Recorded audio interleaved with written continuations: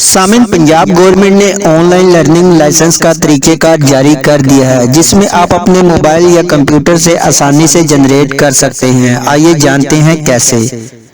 सबसे पहले आपने गूगल पर जाकर DLIMS टाइप करना है। सबसे ऊपर वाले लिंक पर क्लिक करना है, को रजिस्टर करना है, जिसमें अपना name, CNIC, email, phone number वगैरह, और इस तरह अपनी मर्जी का पासवर्ड सेट कर लेना है और रजिस्टर पर क्लिक कर दे। इस तरह आप रजिस्टर्ड हो जाएंगे। मैं पहले ही रजिस्टर्ड हूँ, लिहाजा लॉगिन पर क्लिक करता हूँ। यहाँ पर वही अपना ईमेल और पासवर्ड रखता हूँ जो मैंने खुद को रजिस्टर्ड करते हुए सेट किया था।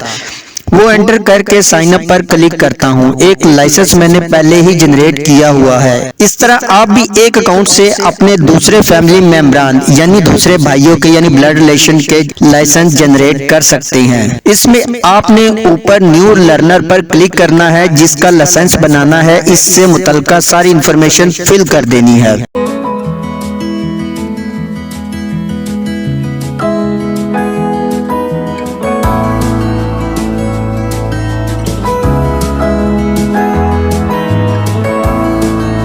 और सिलेक्ट कैटेगरी में आपने लाइसेंस की कैटेगरी सिलेक्ट कर लेनी है, यानी जो आपको लाइसेंस चाहिए। इसमें आपने अपनी एक पिक भी बना लेनी है और अपने CNIC की फ्रंट और बैक से वाज़िह तौर पर क्लियर पिक भी लेनी है, जो इसमें अटैच होगी। इस तरह इसको कंप्लीट करने के बाद फिल की गई सारी इंफॉर्मेशन को दोबारा चेक कर लें, क्योंकि गलत इंफॉर्मेशन फिल करने की सूरत में आपके खिलाफ कानूनी कार्रवाई भी अमल में लाई जा सकती है।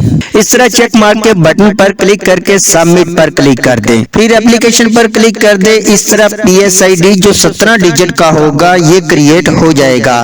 पेमेंट स्टेटस पर देखिए, जो चलान मैंने पहले जनरेट किया था इसमें पेड आ रहा है, और अब वाला जो PSID 17 डिजिट वाला है ये अनपेड आ रहा है। चले जाकर इसको पे करते हैं। मैं इसे इजी पैसा से पे करता हूँ। यहाँ पर सी ऑल पर क्लिक करके गवर्नमेंट फी पर क्लिक करना है।